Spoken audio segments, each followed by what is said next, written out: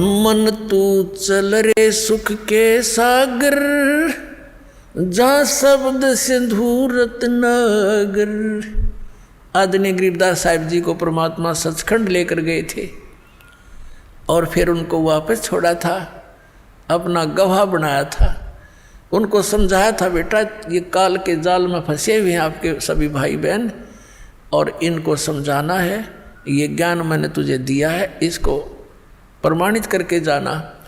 अब गरीबदास साहिब जी की वाणी अभी 150-200 वर्ष पहले लिखी गई, 250 वर्ष पहले, और दास उसी गरीबदास जी के पंथ से ही आगे आया है, और दास खूब परिचित है।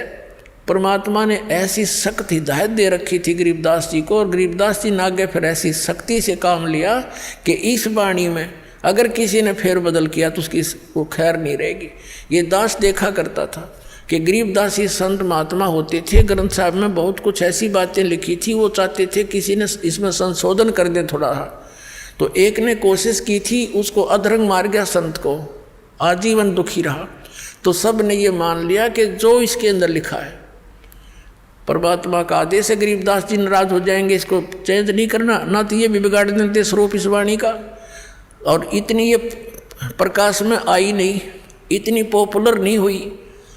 दास 20-37 वर्ष का हो गया था जब तक मैंने गरीबदास के नाम का पता नहीं था। जब 37 साल की उम्र में ये नाम प्राप्त हुआ सन 1988 में, तब गरीबदास नाम सुना था, और फिर वह जाने लगे जब वाणी सुनी थी या पढ़ने में आवे नहीं। इस प्रकार की अमरवाणी हमने कभी देखी ना, हमने तो हनुमान चालीसे पढ़े थे, ये सारी और तरह की वाणी। और उसमें जब ये बताने लगे जिसमें कुछ ऐसी बातें हैं, परमात्मा जैसे अपने बच्चों को धमका देता है सभी पंथों और ग्रंथों वालों अन्यों को, ऐसी वाणी भी लिखी है। तो फिर किसी ने बताया कि भाई ये ऐसी ऐसी वाणी में सुधार करना चाहिए, तो वो दूसरा महात्मा कह रहा था इसमें छेड़ मत देना। एक दो ने ऐसे किया था, वो ऐसे बहुत दुखी हो गए थे, मालिक ने जो बोल रखी है वाणी में परिवर्तन नहीं होना चाहिए। तो इस दृष्टिकोण से इसमें बिगाड़ नहीं हो पाया, ये एज इट इज मिल गई हमने। परमात्मा ने इसका दोबारा इसलिए दिया था क्योंकि कबीर सागर में इन काल के दूतों ने गड़बड़ कर दी थी। उस अक्षति को पूर्ति करने के लिए गरीबदास जी के माध्यम से अपनी वाणी का, उस यथार्थ ज्ञान का पुनः प्रकाश करवा दिया। अब क्या बताते हैं, हमने अपने को ये विश्वास हो जाना कि सतलोक क्या वस्तु है, तो वहाँ की रुचि इतनी दृढ़ बन जाएगी आपकी, आप सपने में भी यहाँ की किसी वस्तु को सोच नहीं सकते। इस ज्ञान से होगा। जैसा भी ये नकली पंथ ये बताते रहे, सतलोक के गुण गाते रहे, सचखंड सतलोक कहते रहे, सतपुरुष भी याद था इनके, लेकिन इनको ये नहीं मालूम सतनाम क्या है, सतपुरुष कौन है, सतनाम क्या है, सतलोक क्या है, सार शब्द क्या है। वही सतपुरुष, वही सतनाम, वही सार शब्द, वही सार नाम, और वही सतनाम, वही सार शब्द कोई इनका। और सतलोक में कुछ नहीं, वहाँ प्रकाश ही प्रकाश है, चेतन ही चेतन है। आत्मा उसमें जाकर ऐसे मिल जाती है जैसे बूंद समंदर में। ये तो इनका ज्ञान।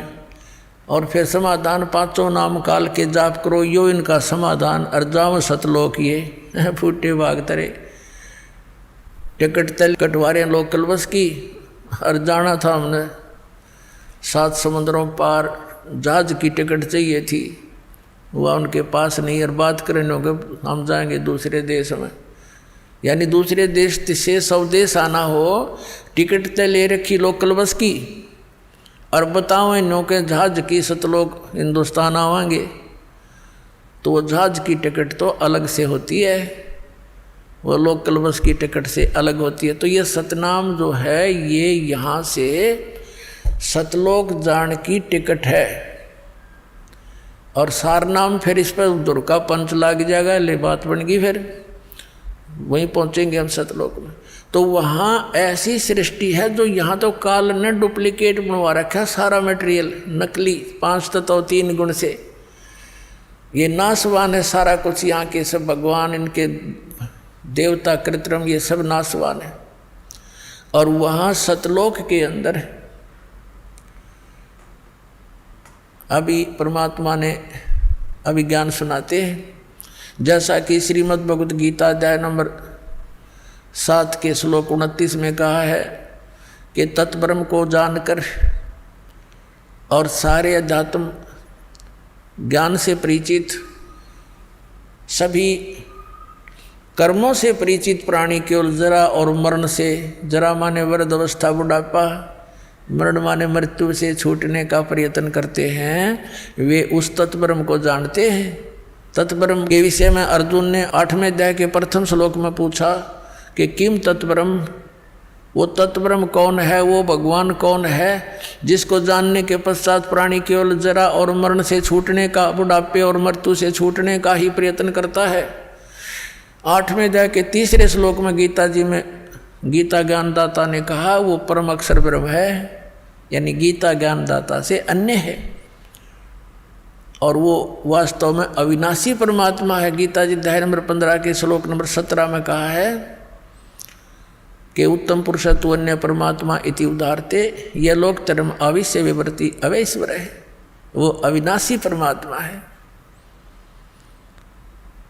और बाकी ये सभी नाशवान है। गीता ज्ञानदाता स्वयं कहता है अर्जुन तेरे और मेरे बहुत जन्म हो चुके हैं। गीता जी अध्याय नंबर 4 के श्लोक नंबर 5 और 9 में, गीता जी अध्याय नंबर 2 के श्लोक 12 में, गीता अध्याय नंबर 10 के श्लोक नंबर 2 में ये स्पष्ट किया गीता ज्ञानदाता ने कि अर्जुन तेरे और मेरे बहुत जन्म हो चुके हैं, तू नहीं जानता मैं जानता हूँ। तो गीता ज्ञानदाता नाशवान, और गीता अध्याय नंबर 15 के श्लोक नंबर 16 और 17 में 2 पुरुष बताए हैं, वो दोनों नाशवान, सर पुरुष और अक्षर पुरुष, क्योंकि उसमें स्पष्ट किया है कि ये और इनके अंतर्गत जितने प्राणी हैं सब स्थूल इनका नाशवान है, जीवात्मा तो किसी की मरती नहीं। इसलिए 15वें अध्याय के 17वें श्लोक में कहा कि उत्तम पुरुषत्व अन्य है परमात्मा इति उदाहरते, जिसे परमात्मा कह सकते हैं वो है परमात्मा, श्रेष्ठ आत्मा। श्रेष्ठ आत्मा वो होती है जो कभी दुख नहीं दे के और सुख सुख देता है, और जहाँ गेला टांग काटे और मौत करे और बढ़िया मोहन भोजन खिलावे यहाँ काजू किशमिश, तो श्रेष्ठ आत्मा थोड़ा हुआ। ये सब कुछ भी खिलावे और लेकिन दुख ना दे, ना मृत्यु हो, वो है श्रेष्ठ आत्मा, वो परमात्मा है, वो हमारा प्रभु है, परमेश्वर है। और यह लोक तरम अविश्य विवृत्ति, अविश्य मन प्रवेश करके, अवैश्वर है, वो अविनाशी परमात्मा है। तो यहाँ क्या बताया है, और वो सतलोक में रहता है। गीता जी अध्याय नंबर 18 के श्लोक नंबर 62 में कहा कि अर्जुन तू सर्वभाव से उस परमेश्वर की शरण में जा, उस परमेश्वर की कृपा से ही तू परम शांति को और सनातन परम धाम को प्राप्त होगा। शाश्वत स्थान, कभी नाश ना होने वाला स्थान, और वहाँ जाकर परम शांति होगी। अब क्या बताया है, जैसे इन महापुरुषों ने भी यही बताया कि सचखंड में ये सुख है, सचखंड में ऐसा सुख है, सतलोक में ऐसी सुविधाएं हैं, वहाँ चलेंगे बिल्कुल ऐसे ही सृष्टि होगी, लेकिन मृत्यु कभी नहीं होगी। अब पुण्यात्मा अगर हमारी यहाँ मृत्यु ना हो तो गर्मी सर्दी ने तो देख लिया, हम इतने ढीठ हो रहे हैं, कोई बात ना, इसके तो हम सहन करने के आदि पड़ गए। और बुढ़ापा ना हो फिर हम कदे भी ना जाओ, उड़ा तो तेरी हमने वहाँ की, और गेला मृत्यु हो, बता इस मृत्यु ने, ये तो सबसे बुढ़ा काम। सारा जीवन जिस व्यवस्थापक के करने में लगे रहते हैं, वृद्ध बुढ़ापा जब लास्ट एज आती है इसकी, सब तक सारा शरीर कंडम हो जाता है, उठा जाता ना बैठा जाता, ना काम करती ना जाड़ करती, पहले तो कह रही यहीं टूट ले इस पे, और फिर आ गई हम के दूध गड़े। तो परमात्मा कहते हैं जो सच्ची भक्ति नहीं करते, कहते हैं जीवित जग में जूती पड़े फिर जब लोड़े छाती। परमात्मा ने बहुत गहरा ज्ञान समझा है पुण्यात्मा, यो घने दिन में समझ में आओगा आपका, क्योंकि आप पहले कक्षा के बालक हो, कोई दूसरी कक्षा का, यानी कोई 2 वर्ष से, कोई 1 वर्ष से, कोई 6 महीने से, कोई 1 महीने से, तो लगे रहना इसमें, क्योंकि ये कोर्स है कंप्लीट, और ये आखिरी सांस तक पढ़ना पड़ेगा आपने, जब तक आप पृथ्वी पर हो। ये समझ लो आपका प्रवेश है इस विद्यालय में, इस कॉलेज में, और जब ये तुम्हारी पढ़ाई पूरी हो जाएगी तब यहाँ से चले जाओगे, यहाँ नहीं रहोगे, सतलोक जाओगे सीधे, वहाँ सुविधा मिलेगी सारी इस पढ़ाई से।